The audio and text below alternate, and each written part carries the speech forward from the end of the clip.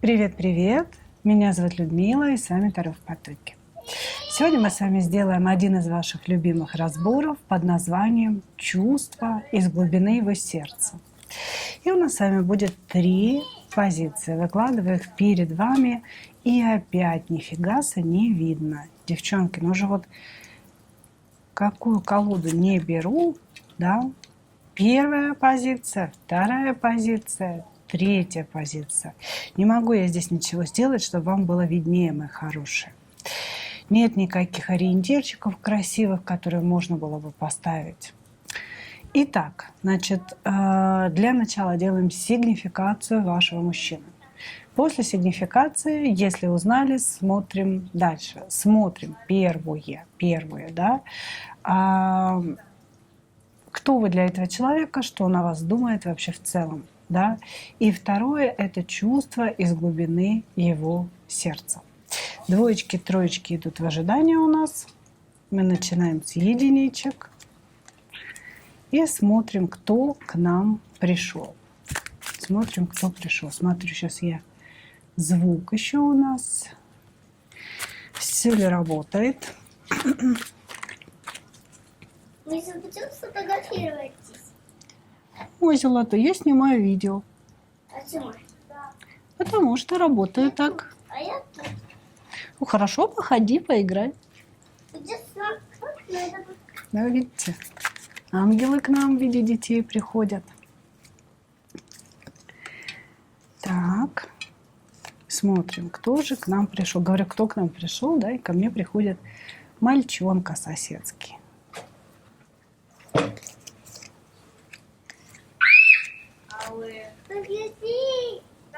Угу. Итак, вот смотрите. Нам говорят о том, что между вами треугольные отношения присутствуют, и что мужчина, который к нам пришел, или, может быть, вы не знаете о том, что это треугольные отношения, да, то есть он вогнал вас в эти отношения, собственно говоря, ни о чем не предупредив. Или вы об этом узнали, допустим, недавно, вот, ну или, может быть, вы знали, да, что есть какая-то другая женщина, соперница ваша, да, и намеренно вступили в эти отношения с мужчиной. Вот, значит, что нам говорят о нем? Этот человек зациклен на себе. Перевернутое солнце, паж кубков говорит о том, что или в детстве его, знаете, ну вот за каждую, как говорится, вымытую тарелку мама в попу целовала и говорила: сыночек, боже, боже, ты помыл тарелку, господи, какое счастье нереальное, да? Или наоборот, этого человека родители не замечали, и мама, в частности, не замечала. Вот. И внутри развилась вот такая, знаете, тянущая боль и пустота в человеке. Потому что у этого человека может быть явное нарциссическое расстройство личности, явное и уже деструктивное. Да? Есть в человеке нарциссические черты, когда человек где-то, да, там что-то там проявляет, но в целом этот человек умеет чувствовать, в целом этот человек умеет сопереживать, да, быть эмпатом, быть эмпатичным кому-то. Вот. Здесь же у человека пошла уже деструкция, потому что нам показывают здесь достаточно такую деструктивную личность, который, кроме своей собственной боли, ничью другую боль не признает. И кроме своих потребностей, других потребностей тоже не видит. Да? То есть он как бы внутренне не позволяет другим людям иметь свои потребности. Он говорит: есть только я, и вокруг меня нужно, чтобы вот вся эта земелечка крутилась. Да? Вот, значит, что еще? Человек достаточно агрессивный. Если вы сопротивляетесь ему, если вы говорите, что ваше мнение не совпадает с его мнением, он может начать вас унижать, он может говорить какие-то неприятные вещи и может унижать при людях, может просто какие-то, знаете, такие шуточки отпускать в вашу сторону ниже плинтуса, которые вас унижают, и одновременно он может всегда сделать шаг назад и сказать: да я этого не имел в виду, это все ты как бы немножко преувеличила. Вот, то есть здесь мужчина, который не достиг настоящей мужской зрелости. Он не понимает, как это быть зрелым. Он не понимает, как это быть реализованным.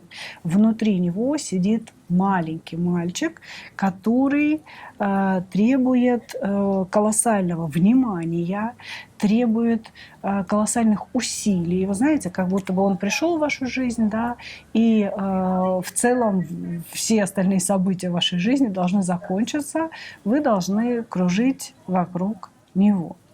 Вот, значит, человек считает себя таким, знаете, победителем по жизни, что в принципе, да, все, что я захочу, упадет к моим ногам, и в принципе и просить не надо, сами придут и дадут, да. Но по сути, если мы все-таки смотрим на какие-то результаты его трудов, да, результатов никаких нет. То есть этот человек, скорее всего, просто нищий, у которого там крыши над головой нет, работы нифига нет, но зато есть очень много амбиций, очень много вот какого-то такого, знаете, позиционирования себя как очень крутого мужика. Ну, за этим позиционированием пустота. Что у меня здесь щекотится? Волосик. Хорошо. Давайте посмотрим, как он вас воспринимает. Как он вас воспринимает, кто вы для этого человека. Ух, какой вы для него дьявол. Вы полностью все выжрали, что могли. Слава тебе, Господи, девочки, что не он у вас, а вы у него. Что он думает о вас? Он думает о том, что вы та самая императрица, которая могла бы сделать его жизнь великолепной. Он говорит, она та самая. Вот с ней или все было шикарно, или все было бы шикарно. Вот. Но проблема в том, что вы перевернутая императрица, императрица, которая ему не принадлежит. Вы знаете, у него такое ощущение, что вы живете какой-то очень удачливой, очень счастливой жизнью. И вот колесо фортуны, оно вот прям все время вас сопровождает и все время к вам какой-то светлой своей стороной находится. Вот. Как будто вы знаете, вот все, что в вашей жизни есть, оно к вам приходит само по себе, да, без каких-то усилий.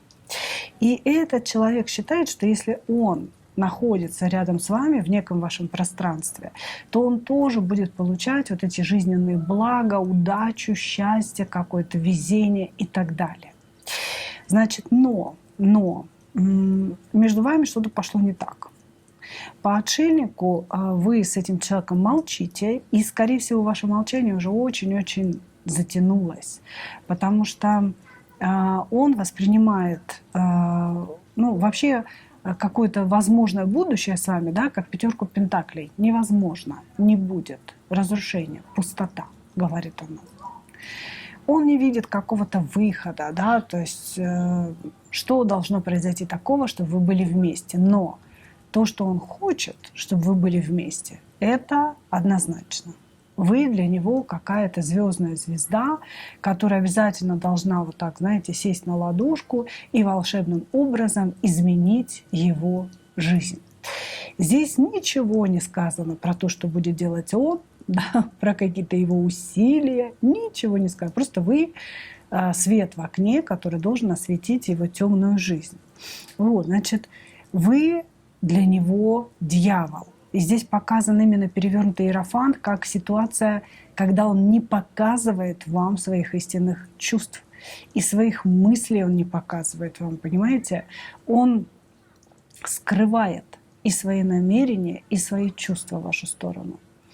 Типа того, что у нас там все ровно. У нас все ровно, и у меня все ровно к тебе. Или я там ничего не чувствую, или я и ничего и не чувствовал. Простите, но он о вас так много думает. Этот человек просто постоянно держит вас в своем ментальном поле. Постоянно.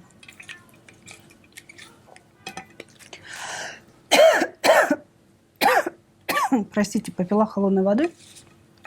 Все, здесь жарко, вода холодная, моментально начинается кашель. Так.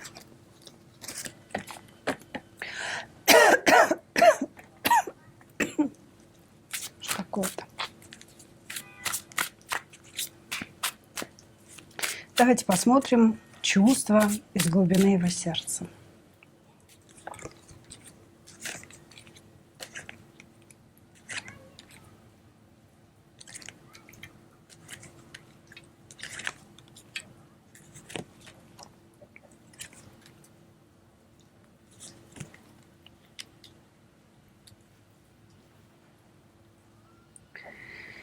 Итак,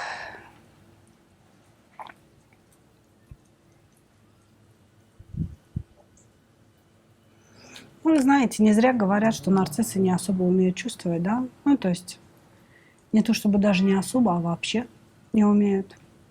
Здесь человек, который видит вас как некую функцию, наверное, так можно сказать. То есть вы должны были сделать его счастливым. Вы должны были вытащить его на некий иной социальный уровень бытия. Вот. Вы должны были стать для него очень сексуальной, желанной. Ну, короче говоря, он идеализировал вас, этот человек, и почему-то думал, да, что придя в его жизнь, вы все это будете делать. Понимаете? То есть стараться быть для него очень сексуальной, очень возбуждающей, очень желанной. Потом при этом быть еще шикарной хозяйкой, готовить ему какие-то там блинчики, да, там, я не знаю, или еще что-то, что он любит.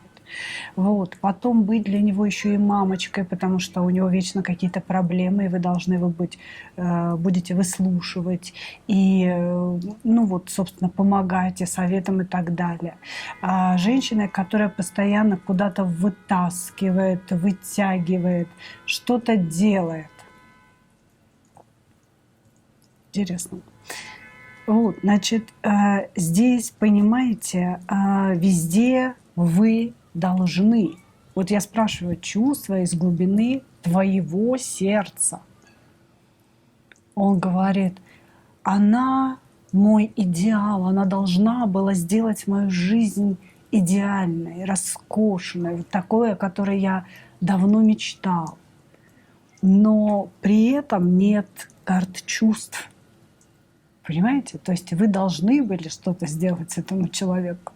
Но, судя по всему, не сделали, потому что единственное, что здесь можно немножко отнести к чувствам, так это злость на вас. Он взбешен каким-то вашим поведением, то ли тем, что вы отвернулись, то ли тем, что вы ушли вообще, вы могли уйти по миру, вы могли вообще закрыть все двери, собственно, заблокировать его и просто успокоиться и начать жить своей отдельной другой жизнью.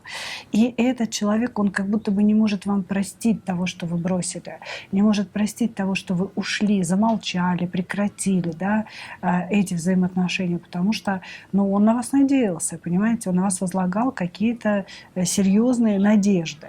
Но вообще это все не про чувства и не про какую-то глубину сердца. Там в сердце, скорее всего, никакой глубины нет. По сути, карты говорят нам о том, что вы чужие люди. Здесь карта чужие, да, что вы чужие люди, что вы, может быть, разных социальных ступеней, да, вы можете быть, ну, вообще не понимать друг друга, даже говорить на разных языках. Вы не подходите друг другу. И он это тоже очень хорошо понимает. Мы же его чувства смотрим. То есть он понимает, что вы абсолютно другая, и что ему с вами не было бы просто, да, в результате, что нужно было бы как-то меняться или еще что-то. Но меняться он не готов. Вы понимаете, он же здесь у нас звезда по имени Солнце. И поэтому он хотел бы, чтобы вы менялись в угоду ему. Понимаете, вы приносили в его жизнь благополучие, но никак не он там что-то делал, выпрыгивал из штанов, менял себя, не дай бог, да, чтобы прийти, собственно говоря, в вашу жизнь хотя бы с чем-то, да, с какими-то вложениями. Не, вот здесь не про вложения и не про отношения. Этот человек считает, что все вокруг ему должны, и вы, в частности, ему должны. Поэтому чувство – это злость на то, что вы не дали то, что он хотел. Куда-то свинтили, закрыли двери, и обидно товарищу нарциссу, да, что все так произошло. Благодарю вас, мои дорогие единички. Смотрим дальше.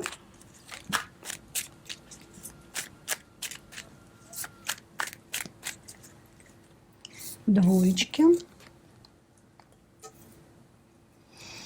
Угу. Это какой-то ваш бывший, который вернулся после долгой отлучки. Куда ж ты отлучался?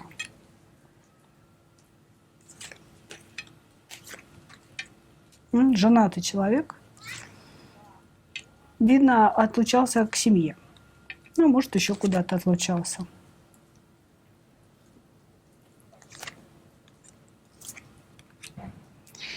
Так, ну смотрите. Мужчина из вашего прошлого, который ушел несолоно хлебавши, да, и сейчас вдруг оказалось, что вы та самая жезловая королева, которая ему очень сильно нужна. И он решил вернуться, возвернуться в вашу жизнь. Значит, рассказать о том, как ему без вас было плохо, как ему без вас было тяжело, и что вот он понял наконец-то, что вы та самая. Понимаете, что вот не кто-то, не та, к которой он там уходил, вот, блондинка крашеная, да, а вот именно вы, счастье всей его жизни. Вот, значит, что за мужчина перед нами? Ну, второй, да, и вторая позиция. И опять карта показывает негативные стороны человека. Во-первых, он страшный лентяй. Это человек лентяй, он не любит работать, но он любит складывать денежки. Понимаете? То есть как бы работать я не люблю, но если ты заработала, дорогая, да, если ты принесла, я их с удовольствием посчитаю, я их с удовольствием, собственно говоря, сложу в свою копилочку. Здесь у нас товарищ, который вот прям копит на все и совершенно не хочет ни на что тратить. Он считает, что деньги нужны для того, чтобы их копить, собирать. Как он говорит, наверное, вкладывать куда-то. Да? Мы должны с тобой скопить какую-то сумму, потом ее обязательно вложить куда-то там, в какую-то недвижимость, взять ипотеку, выплачивать. Когда-нибудь эта квартира пригодится. Да? Что-то такое. Значит, жить нужно не сегодня, а жить начнем тогда, после 70, когда наконец-то, ну вот работать уже не сможем, да, и складывать не сможем, и будем радоваться тому, что мы купили все эти квартиры. Вот. Значит, у него самого с деньгами проблемы, именно потому, что он крайне ленив, работать он не любит. Здесь человек, который любит побыть дома.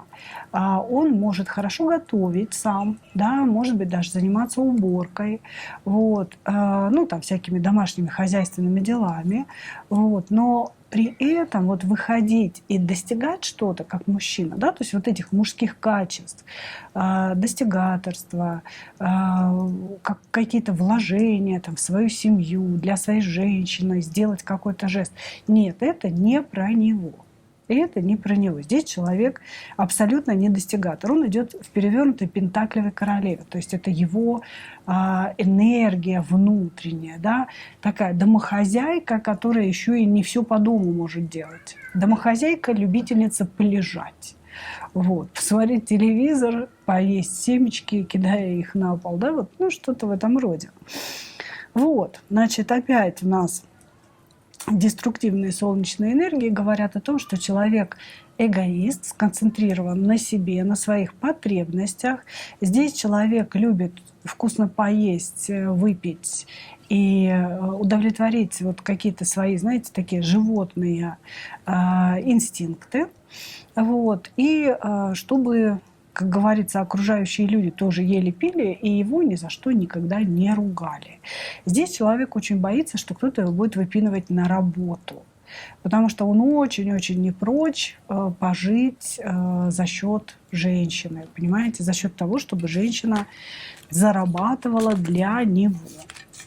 И если, не дай бог, вы еще будете его в этом упрекать, он будет вас вольно кусать словами.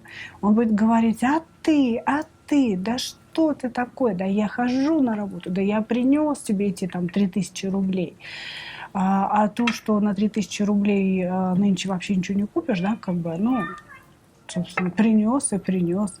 Ну, как-то так. Вот какой-то такой, понимаете, сам жадный, готов принимать, считать и складывать чужие деньги, будет всегда говорить вам о том, что нельзя покупать дорогую одежду, нельзя ездить на дорогие курорты, нельзя тратить, это пустая трата денег, ни в коем случае. Вот, то есть это человек вот такого вот поведения. При этом сам зарабатывать не будет. Он это будет говорить именно про ваши деньги. Понимаете? Хорошо. Смотрим его отношение к вам, да, то есть как он вас видит вообще. Кто вы для него? Угу. Вы его собственность, он говорит, но сейчас... что сейчас? Вы молчите друг с другом. То есть здесь человек, который вернулся после отлучки, после того, что он куда-то ходил, да, налево, судя по всему. И вот он вернулся, а вы-то, наверное, не приняли его. Наверное, сказали: слушай, куда шел, туда иди. Да, счастливой тебе дороги, товарищ. Вот, значит, он говорит о том, что, ну, она моя собственность. Кто вы для него? Вы его собственность. Но сейчас, значит, мы с этой собственностью не общаемся в длительной разлуке.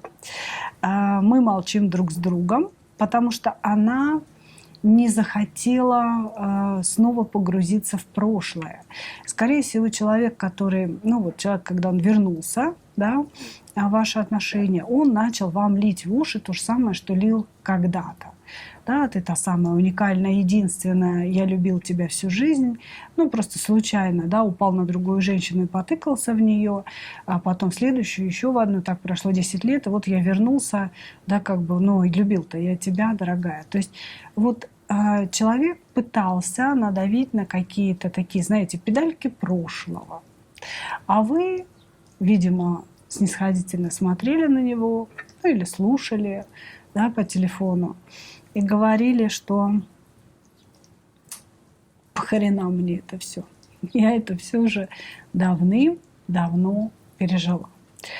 Вот. И поэтому он говорит, что сейчас вы временно не общаетесь с ним, вы временно молчите по причине того, что вы не захотели, значит, вникнуть в прошлое, снова напитаться этими энергиями и снова его полюбить.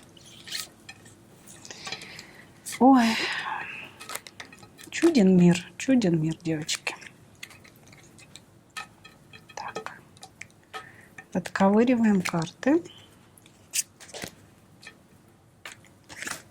и двигаемся далее. Чувства из глубины его сердца. Посмотрим, да?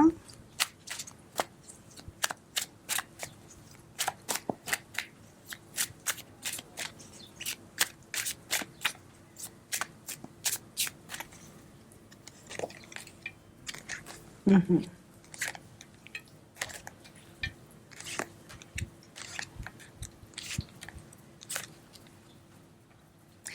Повторюсь второй раз, так же, как и в первой позиции, здесь нет никакой глубины, чтобы оттуда доставать чувства.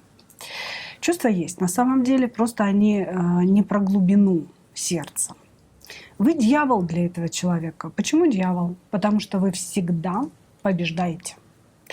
Он говорит, она женщина-победитель. Где она пройдет, начинают расти цветы. Да? Куда она посмотрит, оказывается какое-то золотое месторождение. Вот, то есть он видит вас как такой вот просто нескончаемый благодатный ресурс. Вот. И ему кажется, что все ваше общение, вы его как-то, знаете, подвигали вниз. То есть это ваше общение, оно было похоже на некое соперничество, когда вы выигрывали, вы показывали мужчине свою силу и красоту. И когда вы расстались, да, когда вы расстались, он куда-то свинтил, да, вы, ну, не сдохли, понимаете, не сдохли, не опустились, не стали бухать там, я не знаю, как не знаю кто.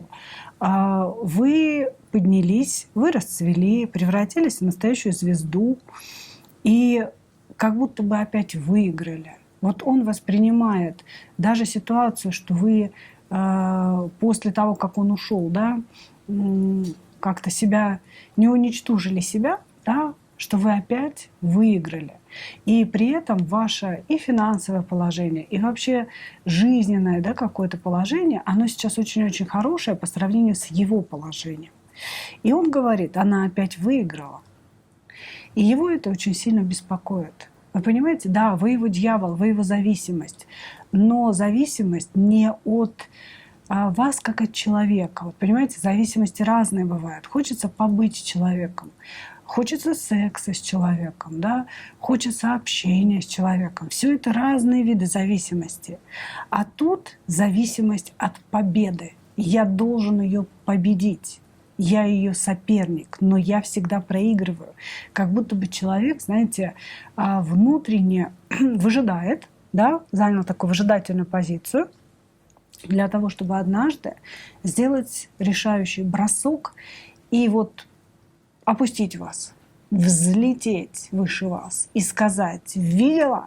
Видела, какой я? Посмотри, как я тебя победил. И где ты сейчас? Понимаете? То есть вот какая-то такая странная история.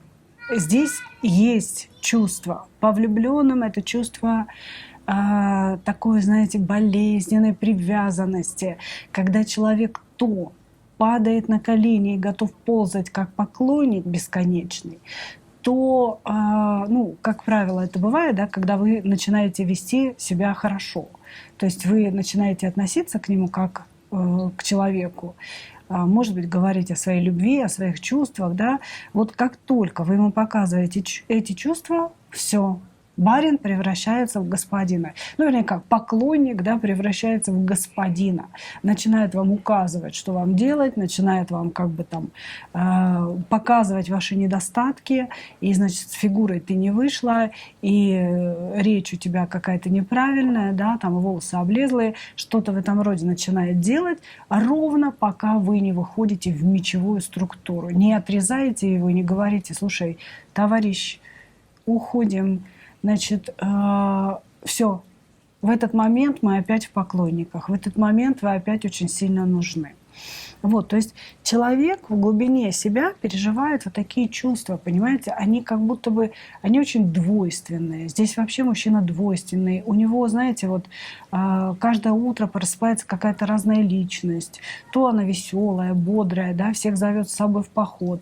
То он какой-то весь уничтоженный, я практически не поспал, отстаньте от меня все, целый день злобный, понимаете? То есть и отношение к вам, оно тоже вот в зависимости от того, кто проснулся, понимаете, транслируется.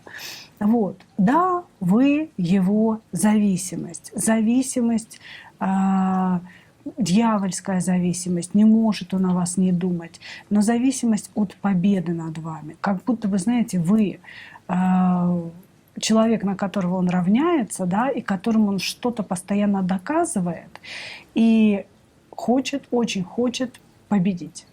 Я очень хочу тебя победить, говорит он. Значит, но на сегодня здесь все огненные карты, да, его страсти, он испытывает к вам страсть, желание близости физической очень сильное. Но на сегодня все это идет в перевернутых своих значениях, потому что он говорит: ну, пока ничего нет, пока между нами ничего нет, да, или там действительно заблокировали, перестали общаться. Вот, пока мы как бы эту историю закрыли, и страсть я немножечко поубавил. Да, то есть я ее снова буду распалять, когда мы будем вместе, когда я в очередной раз вернусь. Да? Как-то так, мои дорогие. Благодарю вас. Господи, сколько здесь мушек, мошек, жучков, паучков. Природа. Двигаемся дальше. Двигаемся дальше. Троечки. Троечки. Кто к нам пришел?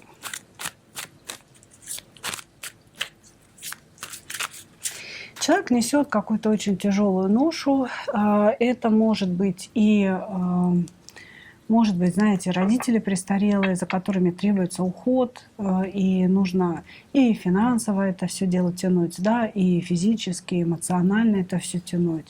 Вот. Или же это может быть дети, да, может быть, их много, и нужно каждому что-то такое выделить, да, обеспечить и так далее.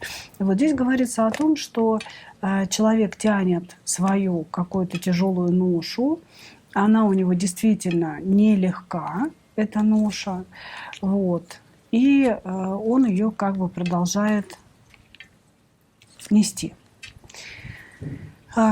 Первой картой, да, это все вышло десяточка жезлов.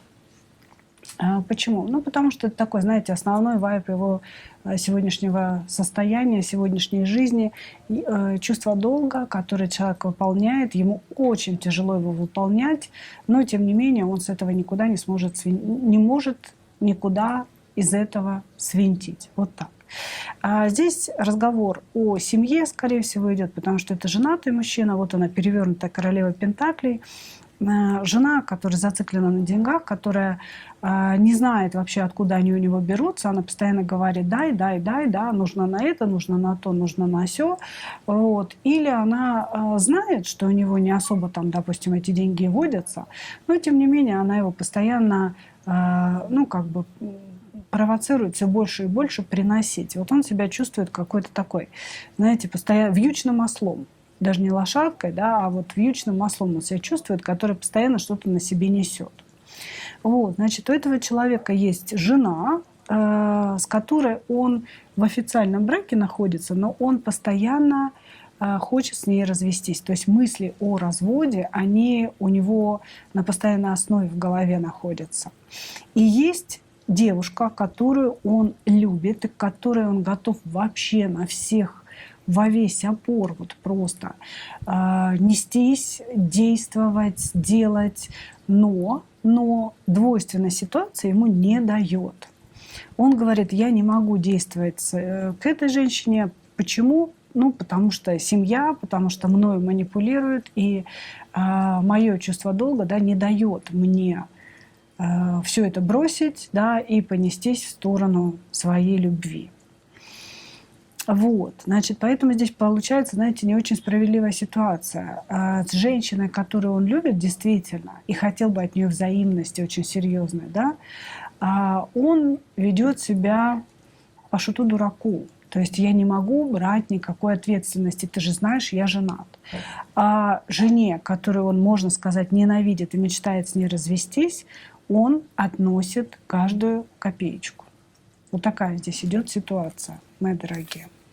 Хорошо, если узнали своего мужчину, мы с вами двигаемся дальше.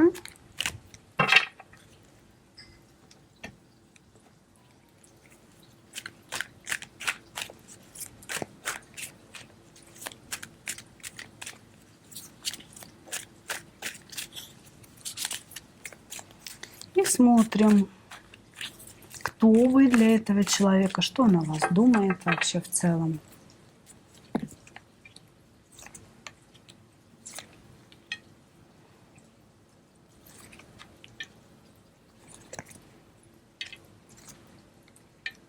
Слушайте, ну вы какой-то великий специалист магии, какая-то волшебница.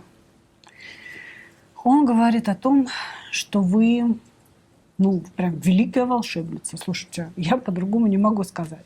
Человек считает вас человеком со способностями, при этом очень умной, интеллектуальной, способной применять эти способности и помогать другим людям. Вы прям специалист, практик, и он об этом знает. Значит, человек вообще, в принципе, да, смотрит на вас с позиции, если бы я не был женат, то я бы женился только на ней и ни на ком больше. Потому что десятка пентаклей, десятка кубков — это карты осознанной, принятой внутри себя любви, которая включает эмоции, которая включает бытовую совместимость и желание заботиться. И я бы сказала, что вы для этого человека та самая женщина, которой он хотел бы убежать просто во весь опор, о которой он готов заботиться, в которую он готов вкладываться, которую он готов любить, лишь бы она любила его. Здесь очень хорошие карты. Значит, человек вас превозносит у себя внутри, в своей голове, просто на самую высшую ступень. Он говорит о том, что вы для него не царица, вы для него богиня. Понимаете? Он очень четко выделяет ваш ум. Он говорит, она очень умная, но она очень строгая.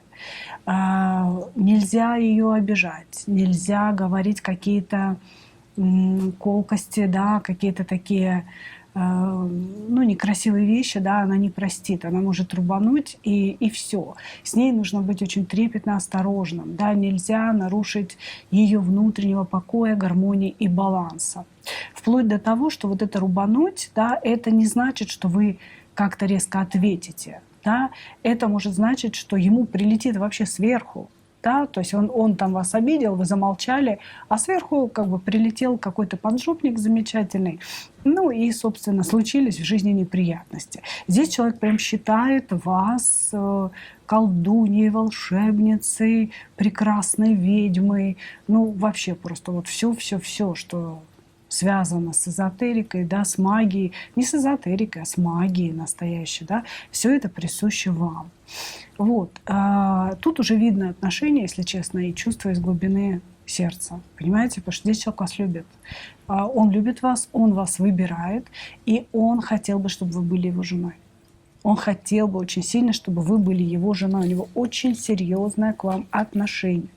Она и никто другой, говорит он. Но, да, как говорится, судьба у нас всегда шутит очень своеобразно. И несмотря на то, что он видит вас своей женой, у него жена уже есть. Так. Ну, давайте посмотрим чувства из глубины его сердца.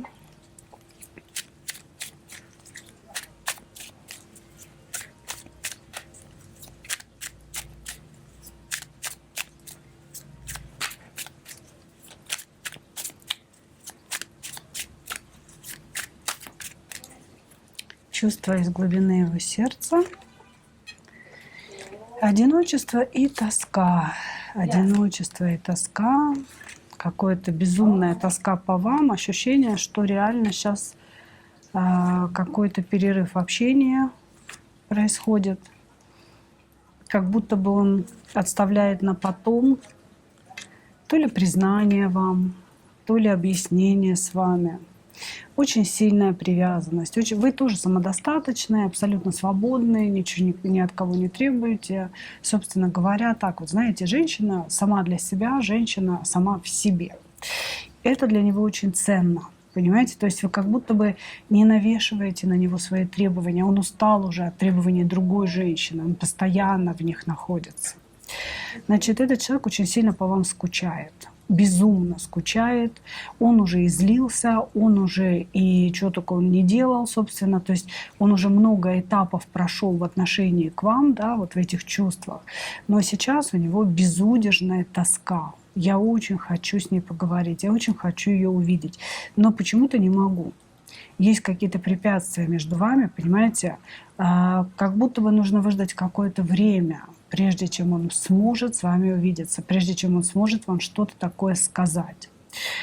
Глобальная тоска. Вы его мечта. Вы женщина, которую он очень сильно боится потерять. Он боится, что вы уйдете, что вам что-то надоест. Ну, может быть, то, что он женат, да, и вы об этом знаете, и постоянно вот эти все разборки, разговоры, его невозможность там приехать, прийти и так далее.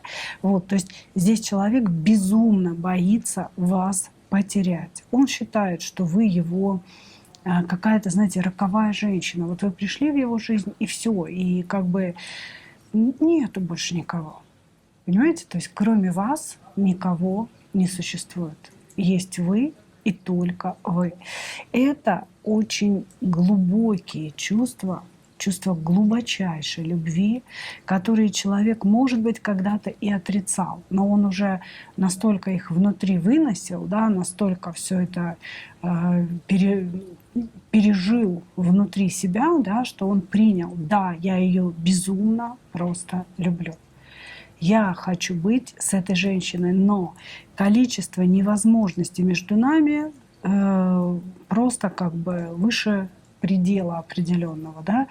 Я не могу с ней быть сегодня. Я вот, нужно ждать какое-то время. Это, девочки, время может быть бесконечным на самом деле, да, с женатым мужчиной. Очень сильное чувство, очень сильная привязанность. И здесь есть все. И страстные желания, но он их старается как-то заглушить, да, потому что сейчас типа не время. И очень много таких, знаете, хорошо обдуманных чувств, эмоций в вашу сторону. Действительно, человек вас любит. Я, говорит, пока не могу быть с ней вместе. И не могу, даже так по-простому сексом с ней заняться. Да? Я должен ждать какое-то время. Я должен ждать какое-то время. Вы можете сейчас быть на далеком расстоянии. Опять тоска. Он говорит: я тоскую из-за того, что она далеко. Я тоскую из-за этого расстояния. Ужасное состояние тоски, боли, желание вас увидеть, слез каких-то. Здесь человек действительно к вам по-настоящему очень-очень глубоко привязан. И вот здесь можно сказать, что человек вас любит. Любит, да? Но, понимаете, девчонки, проблема в том, что если любишь, выбирай. Да, как бы решай вопросы со своей семьей. Не надо отмазываться, не надо придумывать какие-то отговорки, да, потому что жизнь идет, она идет у всех нас, да, время идет вперед, мы все стареем, мы все становимся не такими привлекательными, и мы все устаем. И вот почему мужчины, имея такую любовь в сердце, да, все-таки чего-то ждут, каких-то изменений, наверное, в следующей жизни они ждут, да. Я лично не понимаю. Я считаю, что если есть такая любовь, которую мы здесь прочитали с вами, да, то надо действовать, нужно идти к своей любимой женщине, и нужно прожить эту жизнь, этот остаток жизни, кусочек жизни, да, с тем, кого ты действительно любишь. Этот мужчина что-то там ждет, понимаете, ждуны эти уже, если честно, подзадолбали. Что, мои хорошие, такой вот сегодня получился разбор. Я вас благодарю за ваше внимание. И, как обычно, хочу пожелать вам только одного: встретить свою настоящую любовь и не потерять в ней себя. А мы увидимся с вами в следующих видео. Пока-пока.